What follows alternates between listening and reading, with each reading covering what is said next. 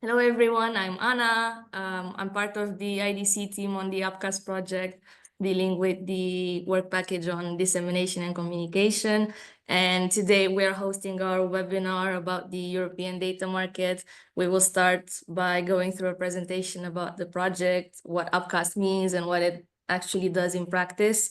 Then we will move on to the actual discussion about the study on the European data market with the latest figures that are coming up, have already came up in the recently published version on the facts and figures. And moving on, based on this discussion, we will introduce two of our project pilots, one by Dr. Olga Papadodima and one by our colleague Nenad, who is currently joining us. I apologize for this oversight. He should be here soon.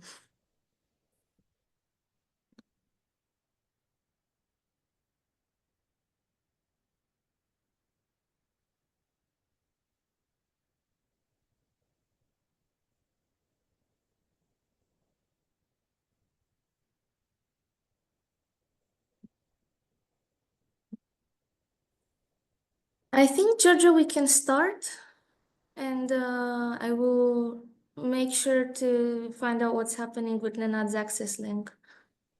Okay, so perhaps we can have a quick look at the agenda. Is any chance to show the agenda? It's okay. Well, I'll then start with a short introduction of the UPCAS project, and then we can move on with the discussions around the data market and then the pilots of the UPCAS project. So I will now share my screen.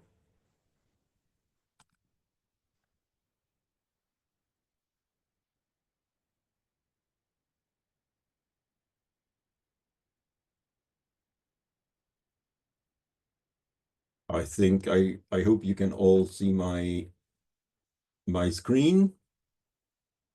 Can you confirm it? Yeah? Is Yes, it okay? all good on Yeah. my side, Giorgio. Okay, perfect.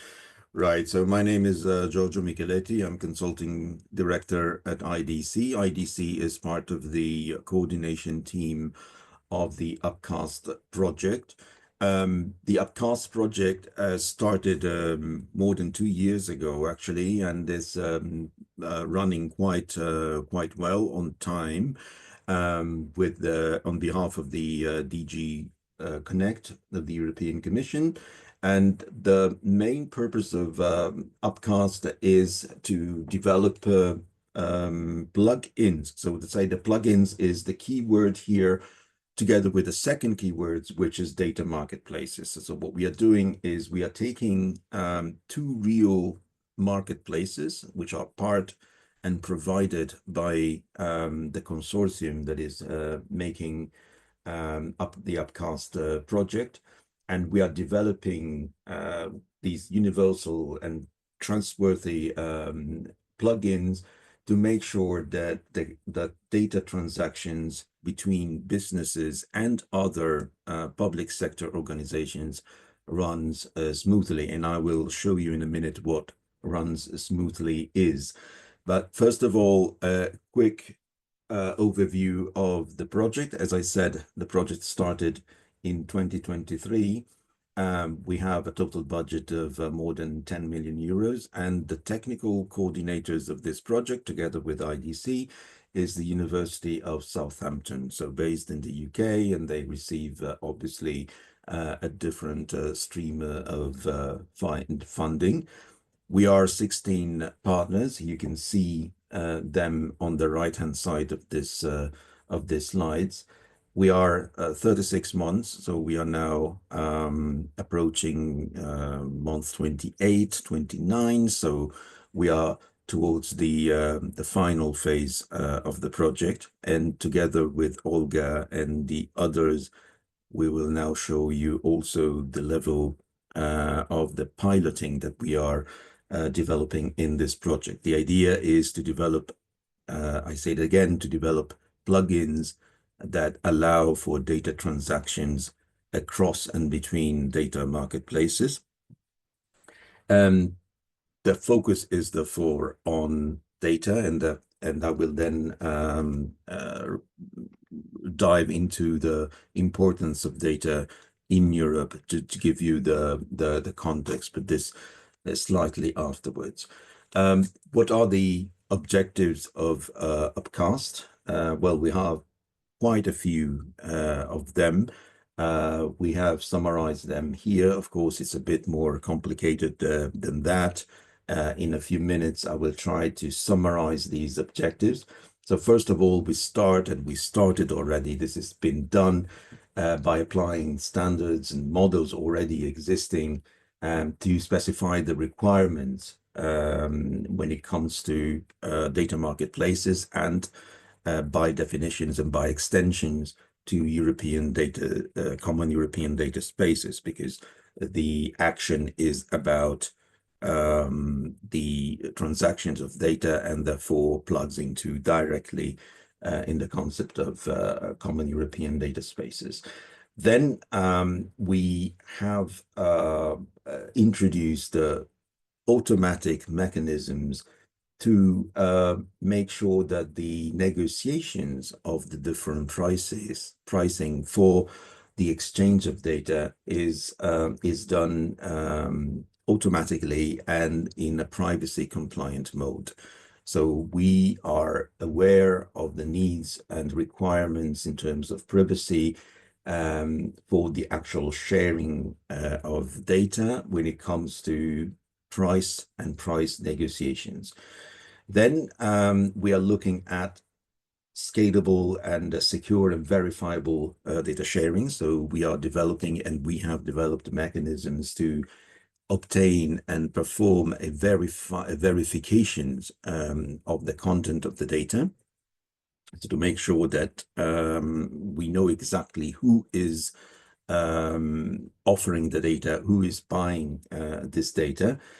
There is an element of technical interoperability for these data sharing, and this is the number 4 of these different objectives.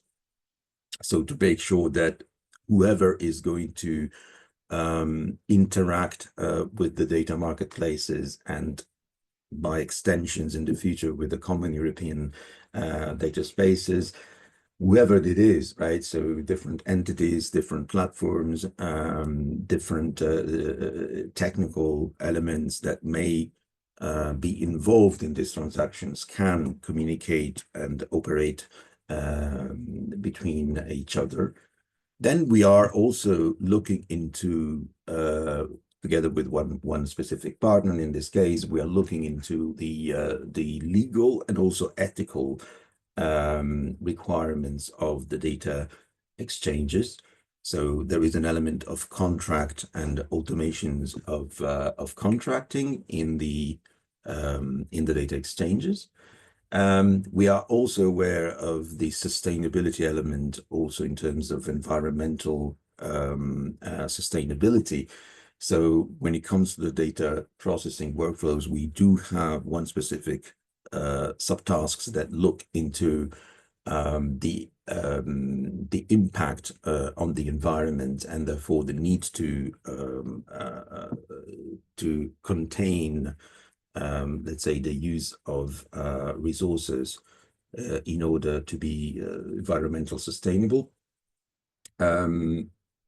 Objective 7 is linked to what I already mentioned. So in terms of transparency and trustability and trust for the actual, not just exchange of the data, but also the exploitations of the different data.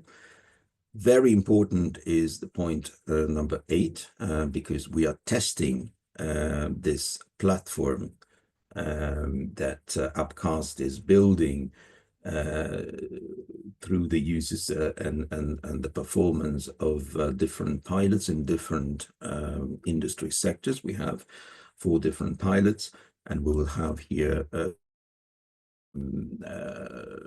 examples of 2 of them, thanks to Olga and Nenad, who joined this call.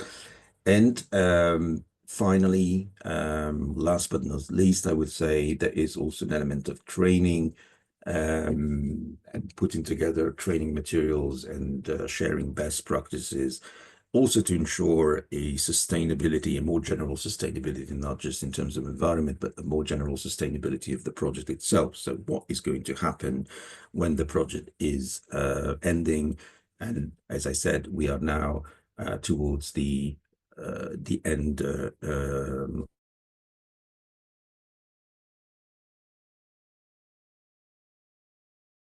to the way of transmitting this knowledge to other entities and, of course, the European Commission. And therefore, we are putting together some training materials and best practices for the future. These are, as I said, the main goals of the Upcast project. I would close this internal this preliminary and introductory sections, but focusing again on the concept of plugins, because this is what I would say the focus of Upcast from a technological and technical perspective. So the idea is both to put in place is plugins, dedicated plugins for the different entities that are exchanging the data in the different domains, in the different industry sectors, so that there is a modular and interoperable exchange and an exchange process that is compatible with in the future compatible with the European data spaces ecosystem. So this is a general introduction of Upcast, and I think I can now leave the floor to you, Anna, and to see our next section. Thank you very much, Giorgio.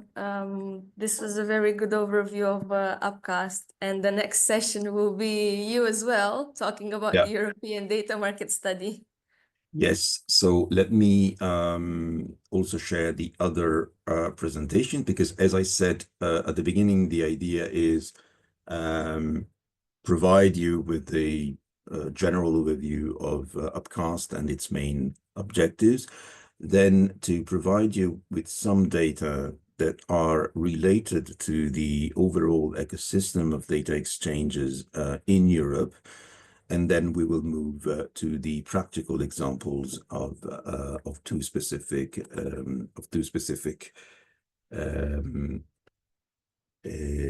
pilots. So I will show my screen again.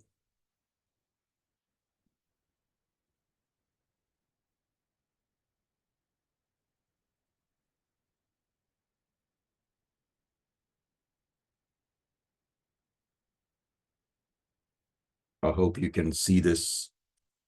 You can see my screen all right. So in order to provide you with the background information on the data exchanges ecosystem in Europe, I would like to present you with some key highlights and I would say key takeaways from a parallel project that we are conducting, we IDC, together with other partners that are listed in this slide. So we're talking about the Lisbon Council in Brussels and CARSA in Spain. We are producing this European Data Market Study. This is a project that looks into the data market and the data economy in the EU, and therefore provides a series of indicators that are quantifying the size of data markets and, by extension, of data marketplaces in Europe. And my aim here is to demonstrate that there is a need, and there is also a quantifiable market for these data exchanges, and therefore the importance of bringing together and producing, in this case, or in the case of Upcast, producing the different plugins that then allow for a trustable and transparent and secure data exchange. If we move to some preliminary introduction here, a few elements on the study background.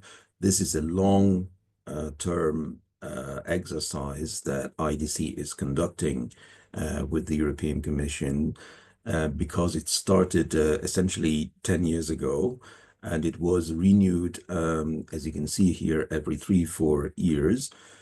Because the types of indicators and the content and results of these indicators have been particularly appreciated by the European Commission, and therefore there is a need to keep tracking and sort of producing a continuous monitoring of the different indicators. We are now, as you can see on the right-hand side of this slide, we are now on the 4th edition of this European data market study.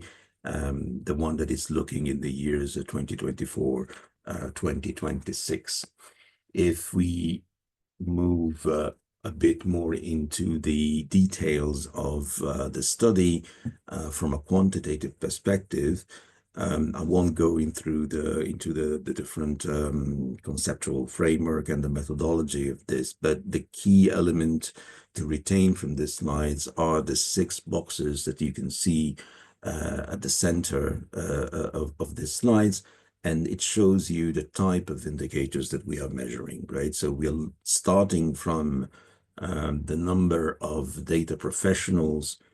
So we have defined the number of workers, the type of workers that work with data marketplaces, that work then in the future with common European data spaces.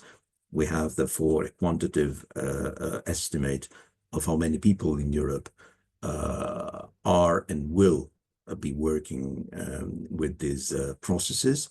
Then we have identified the number of companies that are producing data and using data in Europe. We have also sized the revenues that these companies are generating and will be generating over the next few years. And more importantly, I would focus now and in these slides on indicator 4 and indicator 5, which is the data market and the data economy, meaning the data market is the size of the market. So if we exchange data, what is the value of these data in Europe in EU27, and what is the effect that this market has on the overall economy of the EU27 in terms, for example, of a share of the EU GDP, and this is the indicator 5 of the data economy. When it comes to the number of data professionals, so the number of people that are working with data and that are able to exchange data and extract values from data, we also have an indicator which is number 6 on the gap essentially that Europe still has when it comes to the necessary skills or people with the necessary skills for doing these operations. An important element, and you will see it from a few examples of results that I will be presenting in the next few slides. A key element is the technique or the methodology of the scenarios that we have applied to these quantitative indicators. We have not just sized the market over the current years or the past years, for example, 2023 or 2024, but we have also projected and therefore forecast these indicators in the future up to the year 2030. But we have done so according to 3 different scenarios. So we don't have just one number for 2030, but we have 3 different numbers according to 3 different scenarios that we have called the baseline, which is the one that essentially continues and implicates that the conditions that are there now will be the same in the next few years. But we have also considered a high growth scenario, so a scenario where the conditions are and will be improving, and a scenario where actually things will get worse, and this is the challenge scenario. Now, given the situation that we are facing I would say this year, but these days, and given the uncertainty that is around the geopolitical system that we are living in, I am more and more inclined to say that among the different scenarios that we are presenting for the data market, clearly the challenge scenario is the one that is more important, or is the more realistic. If you see on the right-hand side, these are the key conditions that we are looking into to determine whether a scenario is baseline, high growth, or challenge. So we're looking at the policy, sorry, on the left, we are looking at the macroeconomic factors. So how is the GDP and growth going in general in the EU? And we are looking at the policy and regulatory conditions that are in place in the EU and in the different member states. We're looking at the dynamics of market exchange of data, as we will be seeing also from the different examples that will be presented in practice in this webinar, and clearly what we call the global mega trends, and this refers to the very global pictures, not just the macroeconomic picture, but also, as I said, the geopolitical forces at place. Now, just a few examples. These numbers don't mean much, I guess, if thrown in like this, but to give you a sense of the size, essentially, of money that we are talking about here. This is the data market. Now, the data market, it's not exclusively the value of the data that are exchanged through data marketplaces or through common European data space. It is something bigger because it apprehends the value of products and services that are then developed through the exchange of data. So it's a broader concept. To evaluate the value of simple exchange of data doesn't say much. We need to see what the consequences are, and this is exactly what this indicator is trying to capture. If you look here on the right hand side, the European data market in the EU 27. When we started this exercise in 2013, so more than almost 12 years ago, was worth around 38 billion euros all over the EU 27. Now, today, actually, in 2025, according to our latest estimates, which are still to be published, we are nearing, or we are around 100 billion. So this is a huge development, as you can imagine. In 2023, as this slide shows, we were at around 82 billion.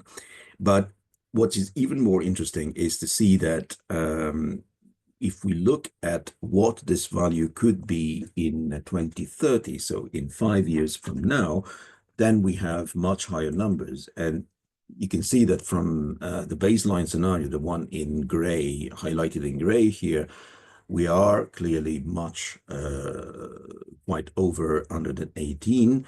If we look at the billion euros, if we look at the high growth scenarios, we are 141. And if we look at the challenge scenario, we still remain over 100 billion euros. So even if things go wrong, and as I said, I think that things are going wrong, I'm sorry if I'm saying this, but this is my sense, well, then clearly we still have a very sizable market in Europe across the EU 27. This is for the market of products and services based on the exchange of data. But if we go a step further and we look what the impact of this market could be for the overall economy in the EU27, well, then we measure what we call the European data economy. So we have to look what the impacts and what the effects of this market, the so-called direct, indirect, and induced effects on the overall economy in Europe can be. And then you can see that apart from the actual size of this impact on the European economy, here we are already talking about in 2023, you can see that we are 544 billions. According to our latest estimates in 2025, you can see this in the corner, upper right corner here. We are talking of more than 630 billion euros. So clearly these are very, very sizable figures. But what's important is the share of the GDP that this, for the GDP of the overall EU27, the impact on the overall economy in terms of GDP. In 2023, you could see that the data economy, so the overall exchange of data of data and the creation of products and services based on this exchange of data, according to our estimates, was already more than 4% of the GDP. And if we look in 2030, then clearly this percentage goes up and goes up even to 6.5% according to the high growth scenarios. And of course, it's lower for the baseline scenario or even more for the challenge scenario, which I repeat, it's probably the one that is becoming more realistic these days. This is an example. I like this representation of the data economy. I wasn't the one who put together this slide because it's too sophisticated for me, but you can see here an example of the size of the data economy that was in 2023. We have new numbers for 2025 now. We just have to have them published and then produce new slides, but they don't change. They don't change much apart from the fact that the numbers are slightly going up and the trend is confirmed. But you can see that our models take into consideration also data for the different member states. So here you have a split of the EU27, and not surprisingly, you can see that Germany is the one that is performing best, followed by France, Italy, and Spain. But I would put my attention also, or would draw your attention to some other member states like the Nordics, for example. Sweden is doing well. Finland is doing relatively well if you consider the size of the country, its economy, and its population. Estonia is also doing well. You can't see it in this representation very well, but Estonia is definitely a country that is performing very well together with the Netherlands. Now, this representation does not show the results for the UK because we are obviously focusing on the EU27. But our model captures the UK as well, and in the UK you would see that the column rising up to the sky would be definitely very high. This is another digital economy that is very well developed. A final consideration on another sub-indicator that we have measured, which is the size of the data monetization, meaning what I've been talking about so far is the size of the market of the products and services that are developed from the data exchanges. So from platforms like the one that Upcast is actually developing. So by exchanging data through data marketplaces and therefore through common European data spaces. But if we were to measure the size of the actual values of the data that are exchanges, so how much is worth the data that the individual data that are exchanges, well, this is very difficult to apprehend, but we have attempted to estimate this, and you can see in this S curve that in terms of the size of the data market, the actual data monetization, so the value of the data that are exchanged, is constantly increasing, and it's now more than 30. It's between 30 and 35% of the overall value of the data market, with slight modifications and changes according to the different scenarios if we trend this up to 2030. Just to give you an idea of some additional measurement that we have done. A final note is that in our study, we are considering the European Union EU27, but we are also apprehending some of these indicators for other non-European states or regions. So with partners or competitors now of the European Union, we have done this exercise for the United States, for Brazil, Japan, China, and of course the EU. The key elements here, it's not surprising, the United States is still number one, essentially, for the value of the data market, but also for the value of the data economy. China is not as big as, is far from the size of the EU and the United States.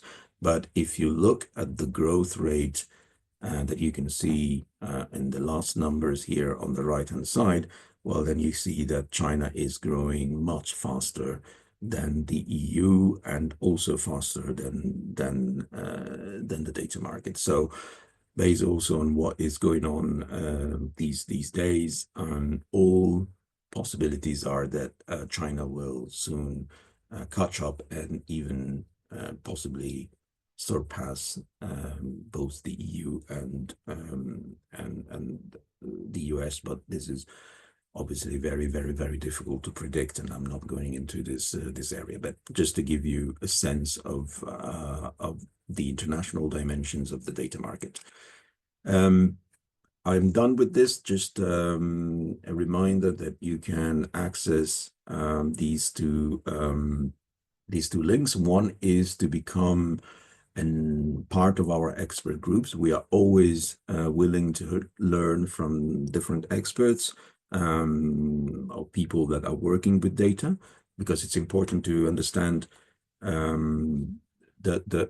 I would say the assumptions that we are putting together for our famous scenarios, right? So if we want to change the scenarios, what are the elements to be considered? So you can definitely access this this link and this QR code and ask to be part of our expert group. And the second link is about the full results of our study, so you can access all the different indicators that we have measured so far. And with this, I am over with my presentation. So over back to you, Anna. Thank you very much, Giorgio. Now I will pass the floor on to the first, the representative of the first pilot that we are presenting today, because as Giorgio mentioned, we have provided these insights so that we can now see how Upcast applies to real world examples and show how these impact any business models and digital markets. So please welcome Olga Papadodima, who will now speak to us about how biomedical data exchange is moderated through Upcast plugins. Hello, thank you, Anna, so much. Give me 1 minute to share my screen. Whoops.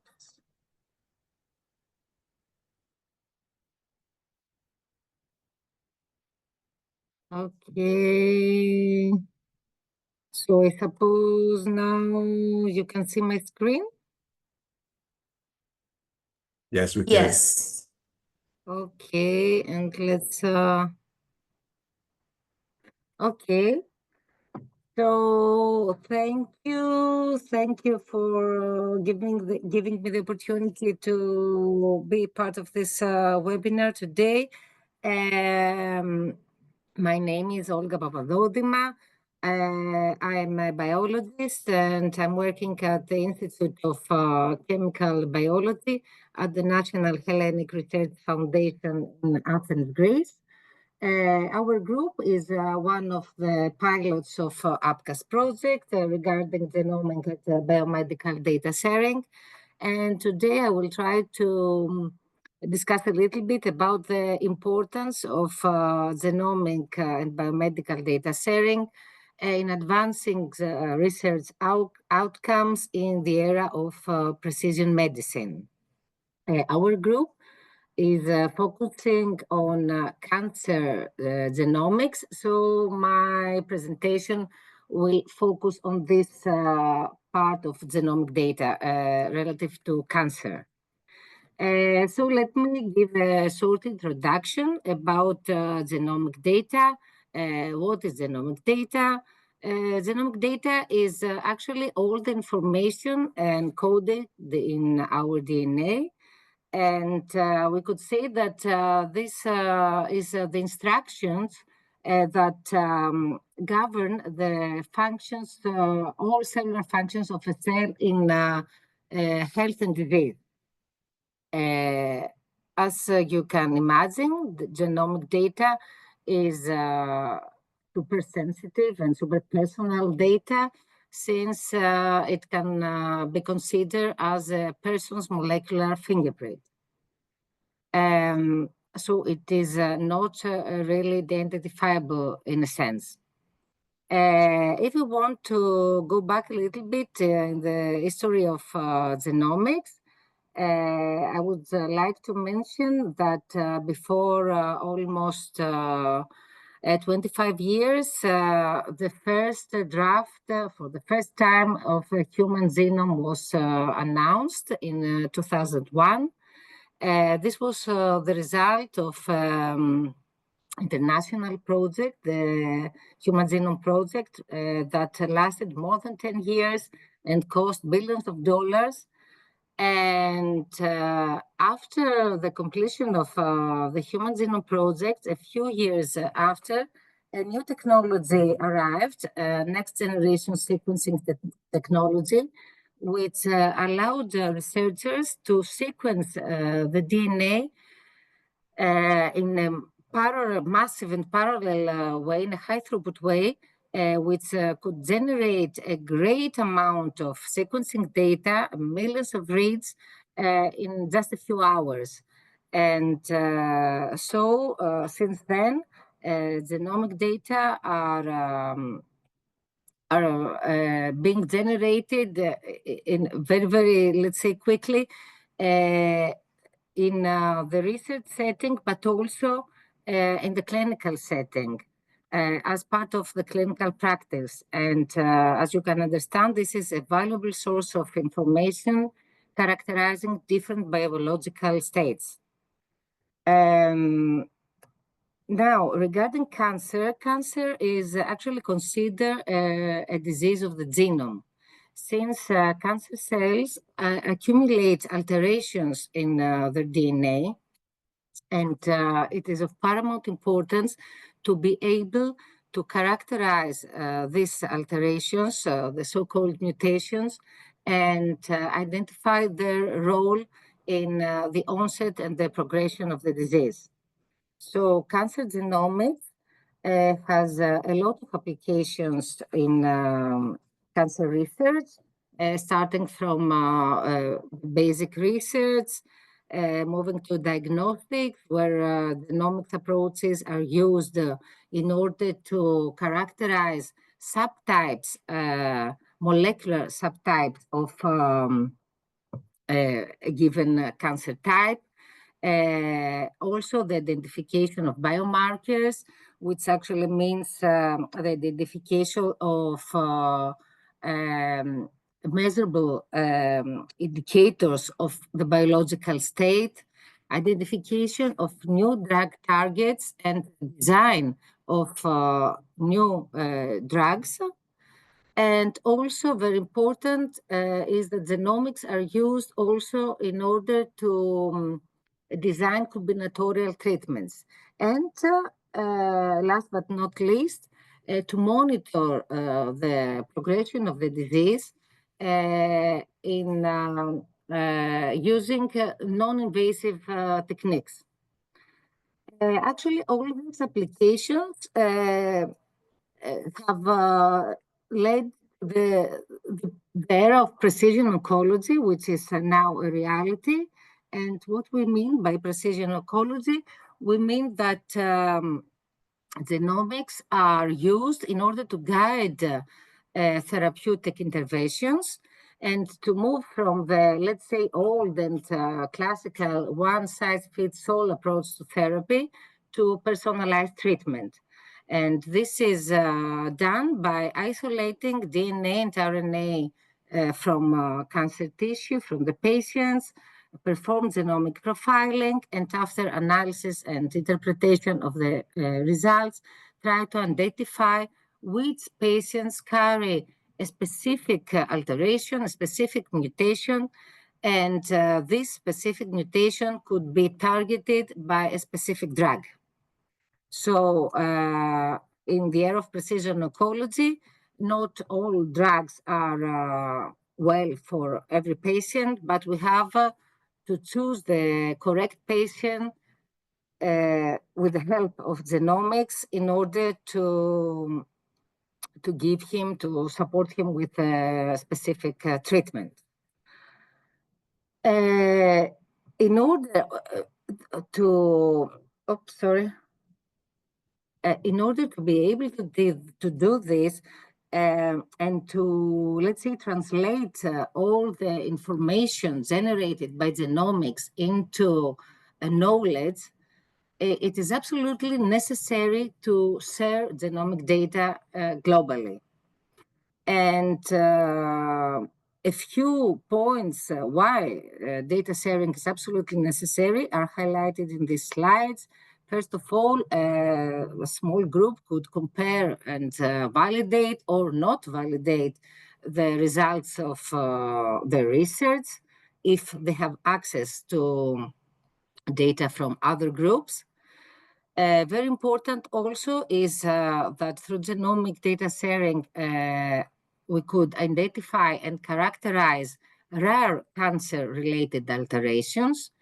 Some alterations are occurring in less than 1% frequency. So you imagine that it is very difficult to identify them in the population if the frequency is less than 1%. And of course, something relevant is that with genomic data sharing, you increase the dataset size and you gain statistical power in order to validate your results. Also, reanalysis of data from alternative perspectives is very important because in the same data sets, different questions are posed, and also having access to data from different populations can capture unique characteristics of populations, different characteristics, for example, from the population in Greece than in Norway. And last but not least, the emerging AI methodologies applying almost everywhere, and of course in genomic data analysis, need a lot of data and also data of good quality. A lot of European but also international initiatives exist and aim to support genomic data sharing. I just highlight a few examples here in the bottom of the slide. but yet a great amount of data remains still underexploited. The next slide, I will try to give you an example of our pilot in Appcast and how Appcast plugins developed during the project aim to support genomic data sharing. We actually work in different scenarios. One of the scenarios has to do with clinical data. In order to gain access to clinical data, we need to collaborate with partners from the clinical setting. Our group is not in the hospital or the diagnostic center. So in order to have access to clinical data, we need collaborations. We need to establish collaborations. We then isolate, gain access to material, let's say from biopsies, from cancer patients, and this material is analyzed, the DNA is extracted, and sequencing analysis is performed in order to end up with raw genomic data. This raw genomic data is the input to our analytical pipelines in order to identify variations, mutations characterizing cancer cells, the specific samples isolated. Then a round of integrative analysis follows, which incorporates data from different public repositories, public databases focusing on cancer. And we end up, the analysis results is actually a new data set which combine mutations and clinical information. And our goal is to characterize mutations, variants with clinical interest. In the frame of Appcast, first of all, we have shown here in the right, we have updated our analytical workflows in order to comply with international standards for genomic data analysis. And actually very important is also to automate the workflow in order to minimize any manual steps which are sensitive to errors. In all of these steps of our analysis, at the beginning, our team acts as a data consumer because we consume data from clinical partners, genomic data and clinical data. And after the analysis that I tried to show you, we act as data providers since we have created a new data set which can be further exploited. In all of these steps, Appcast supports our analysis. It is very important that at the first step for the establishment of an agreement to share data, we exploit the negotiation plugin of Appcast to comply with all ethical and legal issues. And I will briefly now present you the dashboard of the data consumer that actually is the point of interaction with all Appcast functionalities for us as a data consumer. We can very easily design with a drag and drop, let's say, user-friendly way.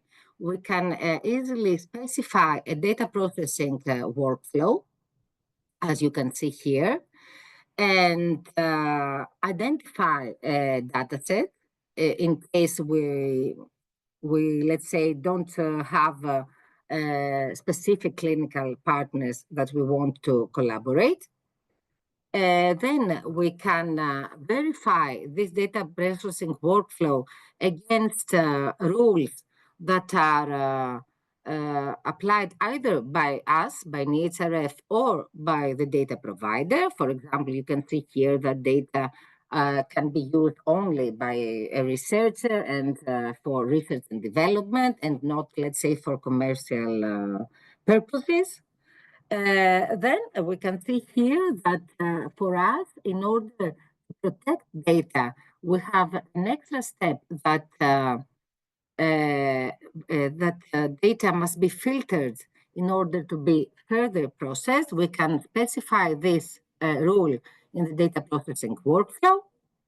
And also, for example, here, the data provider has non-commercial use of the data. Following this data processing workflow, we can easily model our workflow. And the final step is that an executable workflow is generated, which will run under the Nextflow environment. Nextflow is an environment for managing workflows, which is specialized, let's say, for bioinformatics. During the execution, monitoring events will be captured by the monitoring plugin of Appcast. And finally, let's imagine that all this workflow has been completed. We can use the resource specification plugin and the environmental impact assessment plugin in order to create a new data set for further exploitation and or advertisement to a marketplace. Also, oh yes, here it is shown the Nextflow scripts that are modeled by the data processing workflow. So for me, as a biologist, it is very important to be able to use a user-friendly way to model this, let's say, codes that are not very easy to understand. Finally, as I mentioned, the output of our analysis could be either used for further exploitation through advertisement, let's say, in a marketplace, or could be used in a federated machine learning scenario, where data from in collaboration with our partners from Nokia, data from different research centers or hospitals that are sensitive data and that should stay in place, not move anywhere, could be used in order to train a machine learning model in a region. And then this trained model will be used to optimize a general FML aggregator and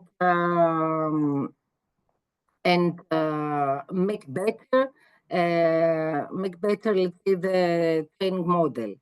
This is also another scenario that we are working on. And I think that with this, that's all for me. Thank you, Olga. Okay. Thank Thank you, you Olga. very Very much. interesting.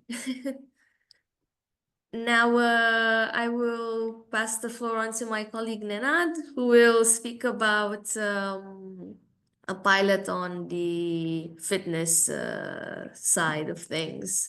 Hello, hi. Could you see my screen? Yes. Of course, not conclusion, but from the starting point. Good morning. Hello. I'm very glad to be here to present results from our pilot. So I will start sharing and actually presenting. The pilot is about fitness and health data sharing. And what I'm presenting is actually the role of Appcast in creating really the value for this kind of the data. I'm Nenad Stojanovic. I'm CEO of Nisetech. Very shortly, we are a research performing SME who is doing a lot for the industry in terms of resolving difficult problems using AI and data analytics. Different application domains, manufacturing, obviously, because we are very strong in the industry, but currently extremely strong in the fitness and sport domain, because all these data analytics and AI start to become extremely important there. I'm starting with some very provocative things. What is the value of your data? It's really interesting. I collected this yesterday, so this is yesterday's updates. I have these slides regularly, so you see actually how much someone will be paying for information about age, gender, location, how much someone will be paying for having information that someone would like to buy a car. You see that health information, health records are more expensive. Even someone is expecting, a lady is expecting a child is an information which is a personal data which has is a value. This is a good thing, and we have seen from Georgia that actually everything is expanding. Now is only the question, who is getting the money, obviously, because currently I would assume everything was most of that was presented by Giorgio was benefit for Facebook, for Meta, for Amazon, whoever is actually sharing and getting the data. Now we're talking about what is the value of the personal data, and Apkas can help us also in developing an infrastructure so that everyone actually gets the value of own data. First of all, there is an issue about collecting personal data, but nowadays with these wearables, different types of activity trackers, now you have the ring, so collecting the data is not anymore the issue. Also, the usefulness of the data, not only for me, by, let's say, exercising in a gym, is also obvious, because all these gyms and vendor providers and equipment providers and service providers, they are really looking at the new services which are based on the data. So we have a very interesting situation. The data can be collected very easily using these wearables. Just for information, these wearables are now 10, 15 euros. Even the rings are 20 euros, which has much more data. So we are not anymore talking about any kind of barrier regarding the data collection process, and the data is of high quality. So all this data we are getting, including the rings which are measuring like a blood pressure, glucose level, it is not bad. It's really good information. What is the value of data? I'm giving here one example. We will have another example in my presentation. Just imagine that you are Technogym or whoever who is producing treadmills, and you would like to check, because these treadmills are always bad for the knees, so you would like to check actually how good is your equipment regarding this issue.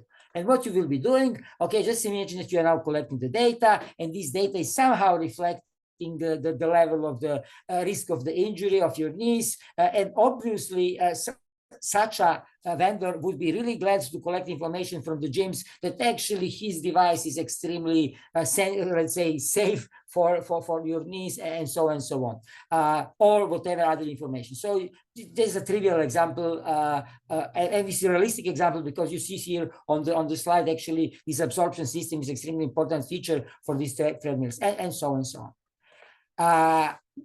This slide is actually introduction into the use case, shows that we really have the need, there is opportunity to sell the data, let's say, to monetize the data. And on the other hand, there is a need from these service vendors, equipment providers, to buy the data or to get the value of our data.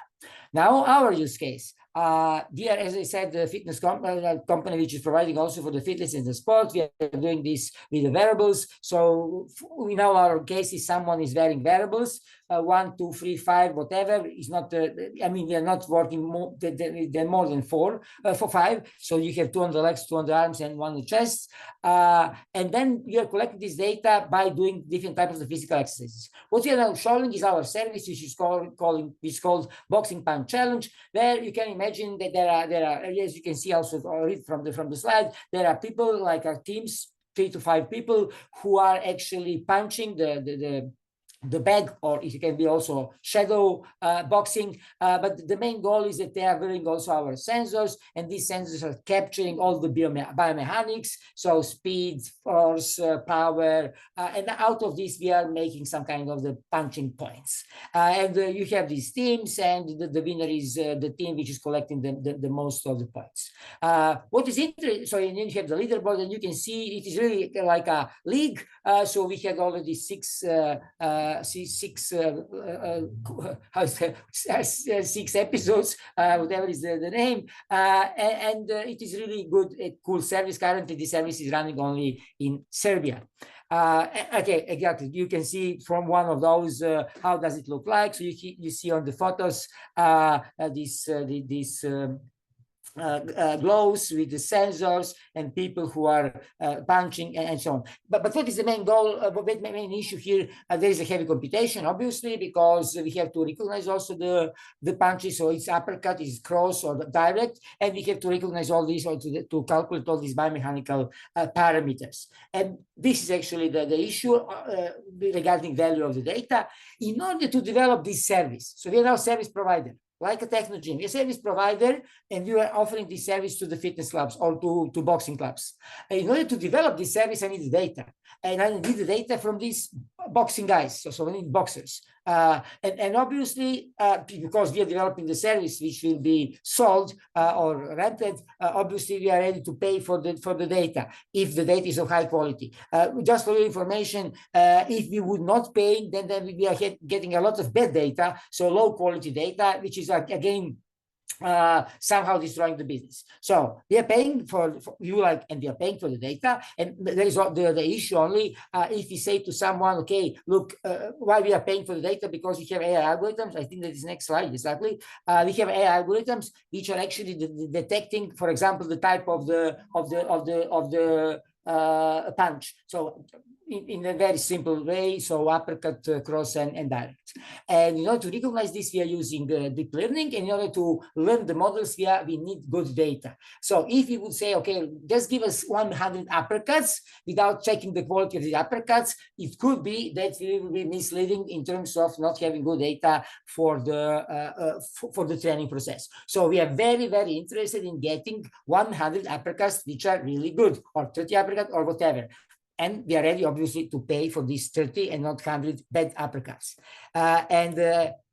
Since this is a heavy AI computation, more relevant data is bringing more precise models. So garbage in, garbage out is applied here very much.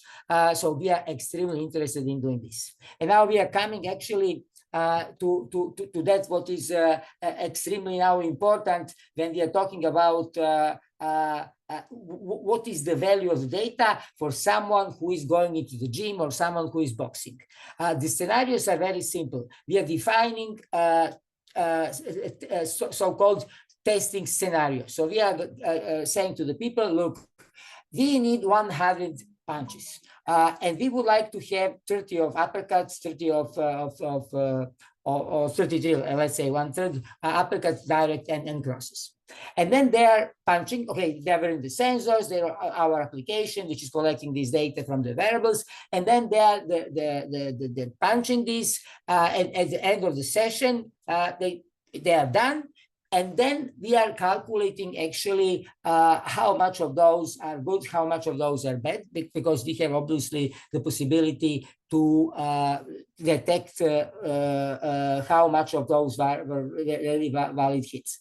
Now, our goal is really to pay for the value of the data. So if we have, as you can see in the first case, 5 uppercuts, 20 cross, 10 directs, and so on, and in another case, we have something different, obviously, we would like to do the acknowledgement in a different way. And this is where we have the upcast, because currently, we don't have, because without the upcast and any kind of valuation of the data, we don't have the possibility really to give the price, because it is not only that we are talking about 5 uppercuts which we have collected.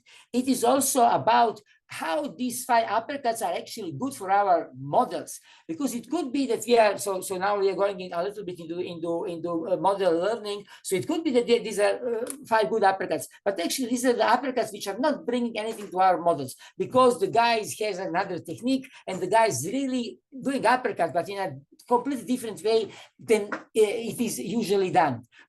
Obviously, in that case, you don't want to pay for the 5 uppercuts, as they will be 5 uppercuts which are extremely good. So this seems like a small change, small difference, but it is an extremely important difference, because then they are sure that these 5 uppercuts are really contributing to our uppercut detection model. And then this is the miracle now. This is the miracle, because there is a data validation plugin developed with the colleagues from the Upcast, which are really enabling us to upload, let's say, the models, and then to bring the value of the data corresponding to the value this data is bringing to the models.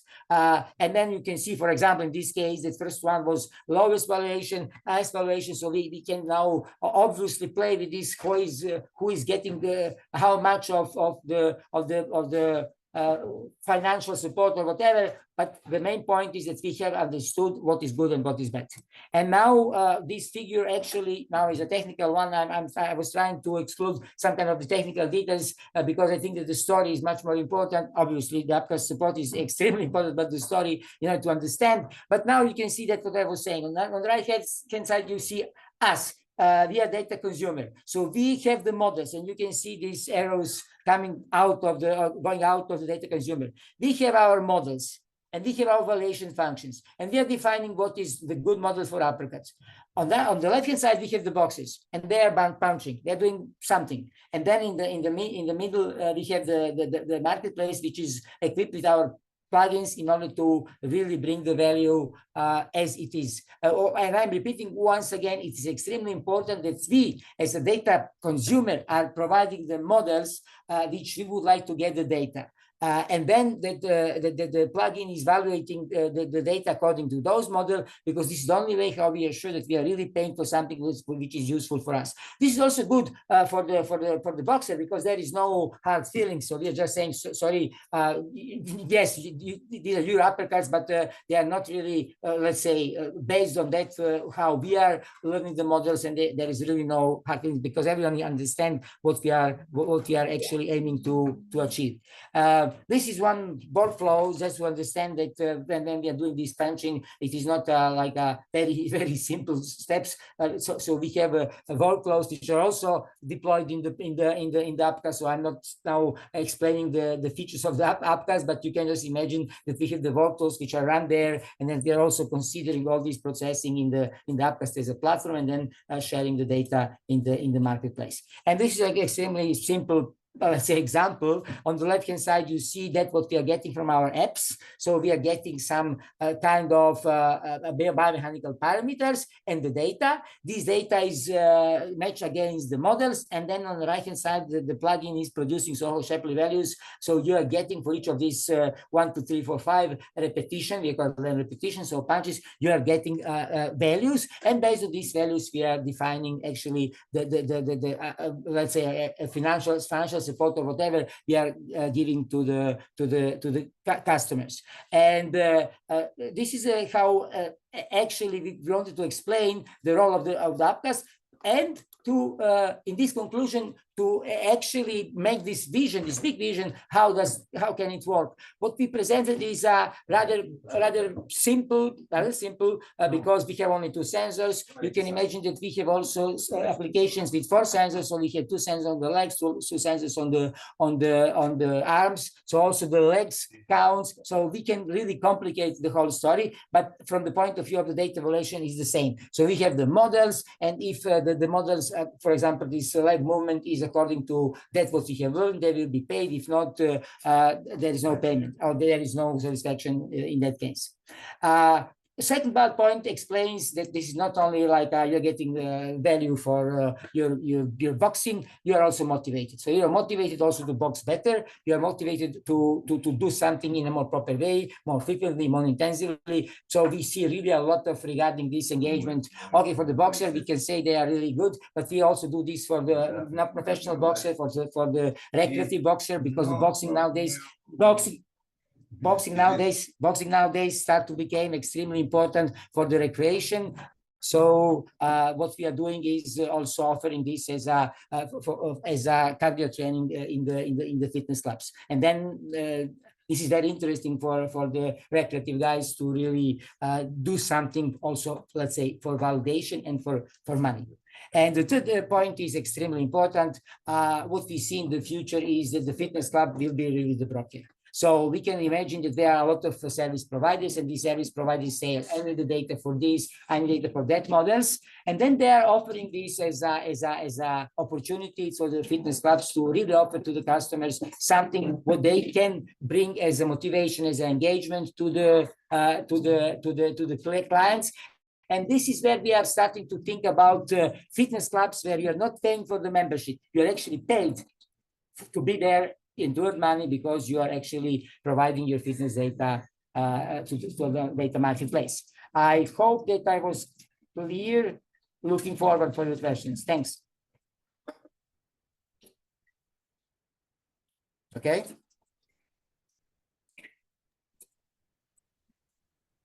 Thank you. Hello? Thank you. Thank you, Nenad.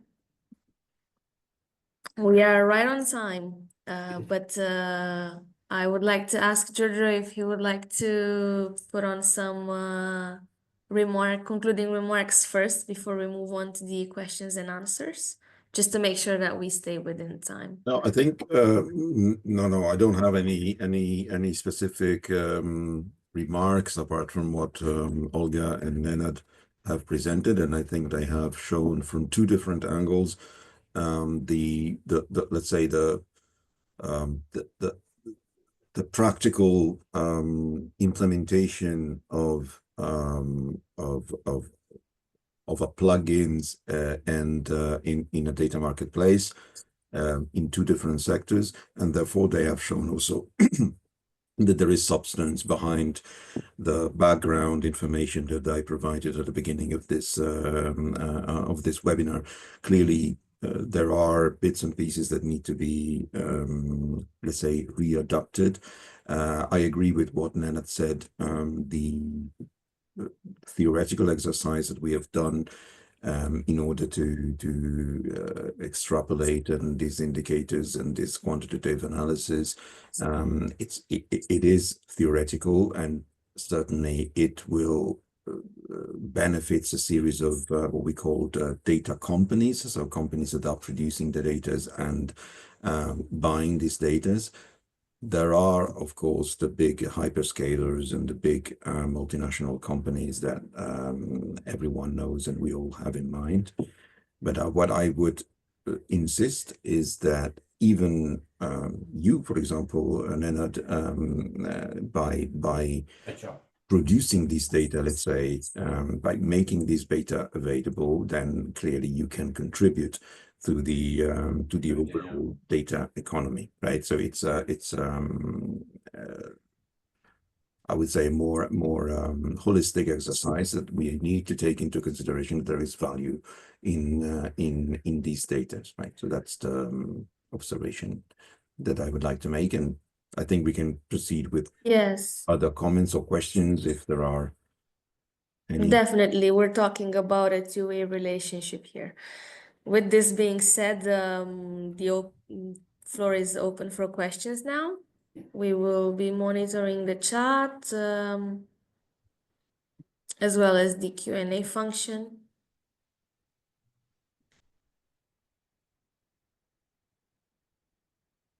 In the meantime, maybe I can start with a question for Giorgio. Yes, please.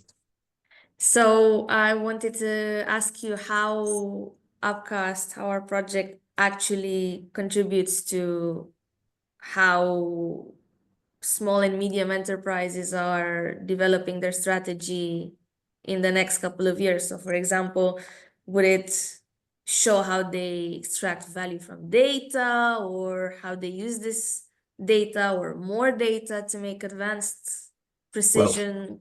Well, I think it's well, thank you for the question. I think it's an important point here to be made. We are in the realm of with this project, with all the EU-funded project, we are in the realm of pre-competitive research and innovation. So we are clearly not aiming at producing or researching and then presenting something that goes to the market tomorrow and makes money. This is not what we want to do, and obviously cannot be our aim.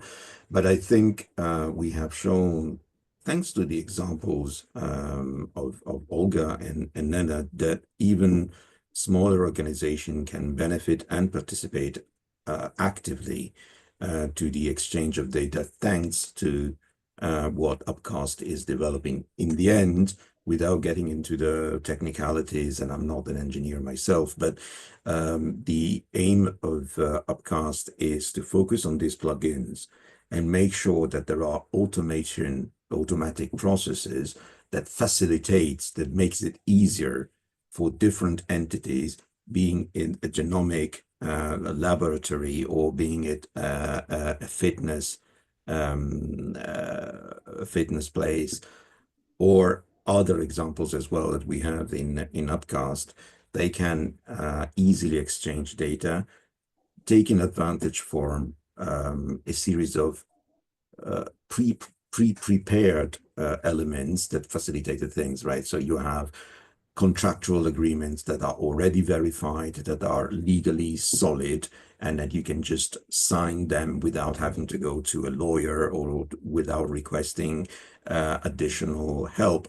You have a secure and transparent process, so you don't have to worry about the security of your data, and so everything is made smoother and simpler thanks to the plugins developed by Upcast. And if you consider that small and medium businesses and small and medium enterprises are, of course, those who have more issues in getting additional consulting help from lawyers, from security experts, from IT experts, etc., because they are smaller, clearly they have less resources in this case, well, then it's a big help. So yes, Upcast in this respect is particularly valid, in my opinion, for small and medium enterprises.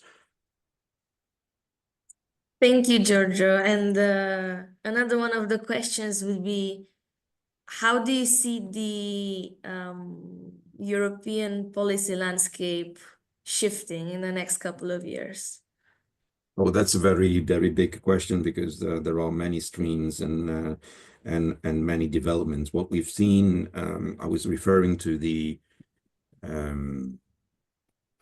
current geopolitical situation, which is changing, and it's definitely becoming tougher, more realistic. It's a wake-up call for Europe, I think. We're also seeing that the Commission is on the one hand, insisting quite rightly on pushing for example, common European data spaces. So all this area of data is remaining on the core of the digital strategy of the European Commission, and this will not go away. On the other hand, we see that the Commission has understood, in my opinion, the need for simplification of regulations in some areas, right? So that there is now a push for and a call for making regulations easier, smoother, and so there is a realization that sometimes too much regulation can be detrimental for the actual market development.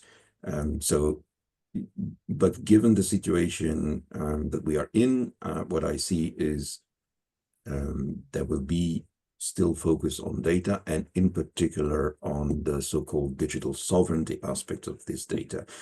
So we need to protect our companies from the intrusions from a cybersecurity element, but also from also in terms of competition. And I'm Nenad, I'll give it to you now. I was just reading yesterday, I think that the Commission has decided to so there are negotiations now in the trade space for sure, but also in the ICT area with the United States, and high officials of the European Commissions are going to the US. And for the first time, these high officials have been given portable and essentially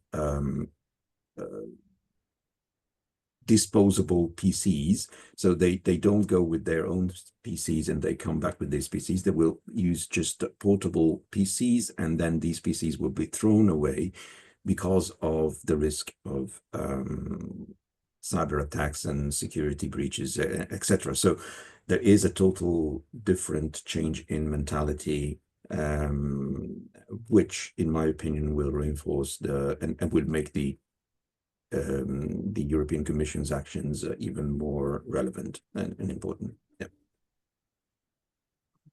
Thank you, Giorgio. We had a notification of hand up from Nenad.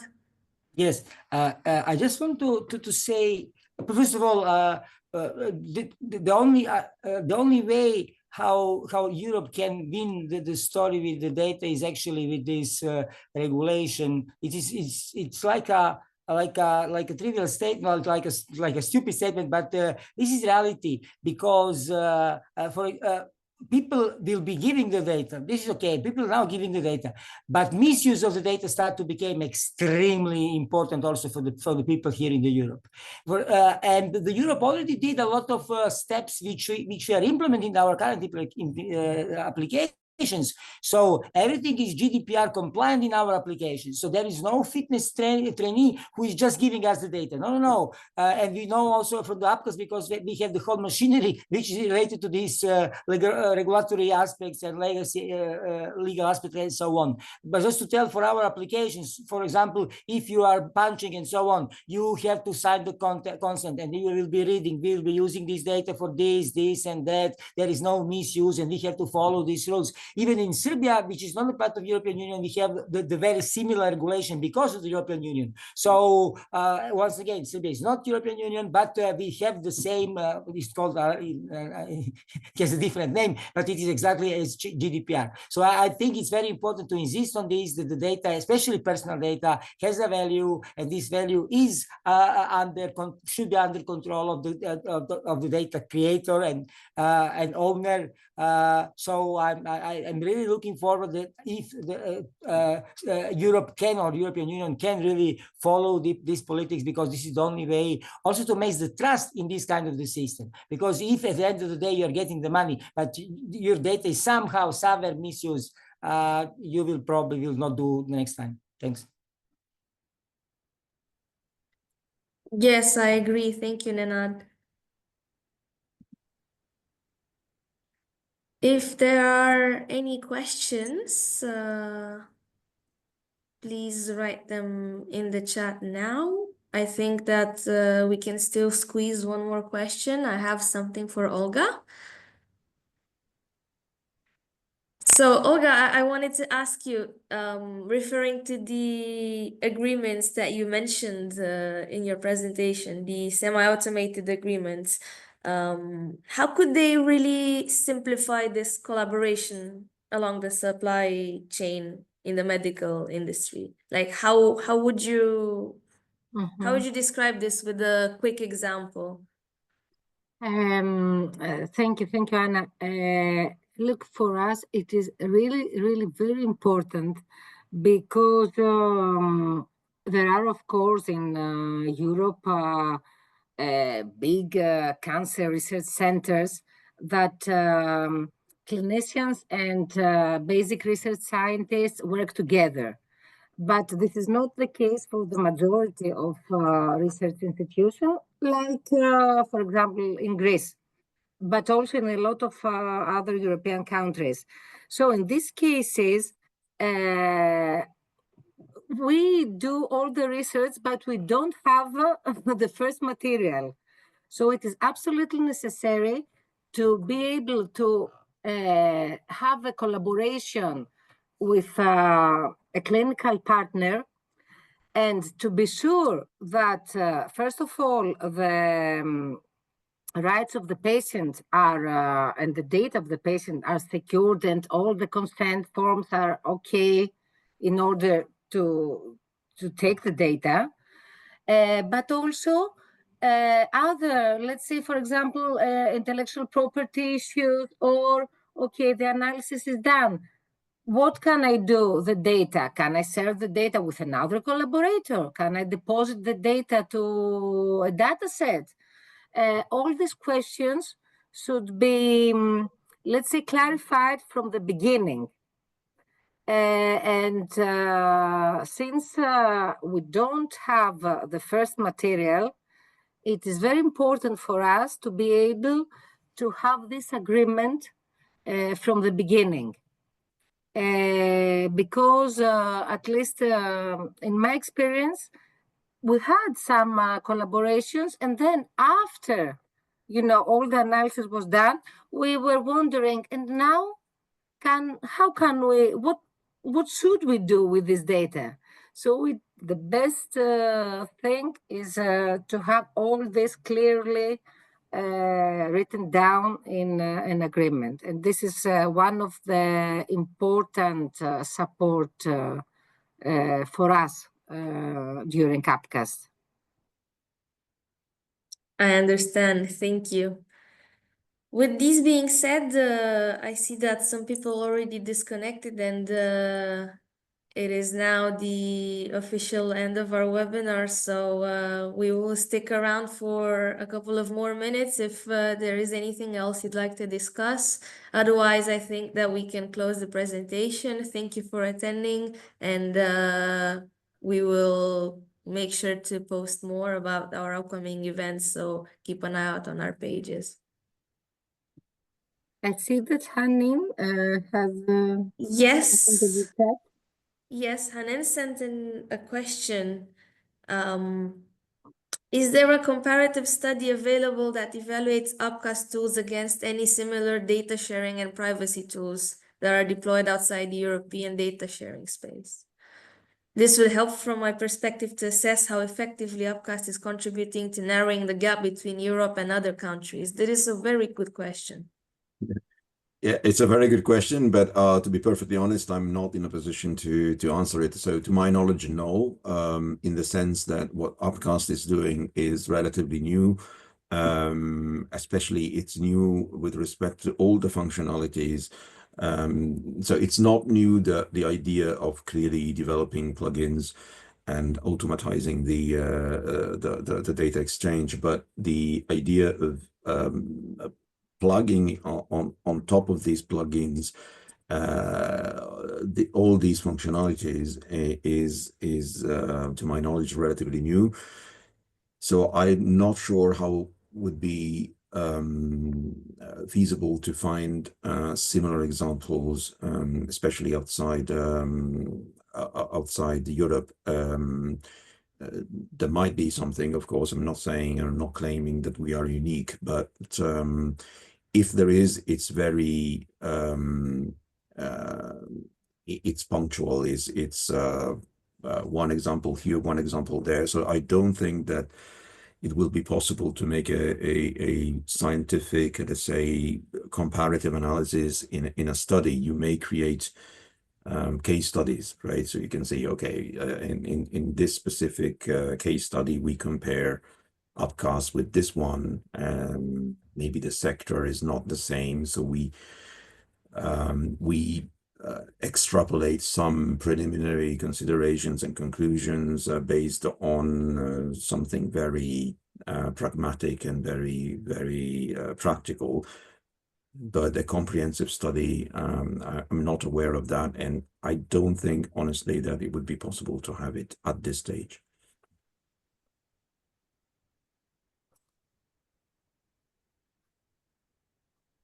Thank you. Thank you.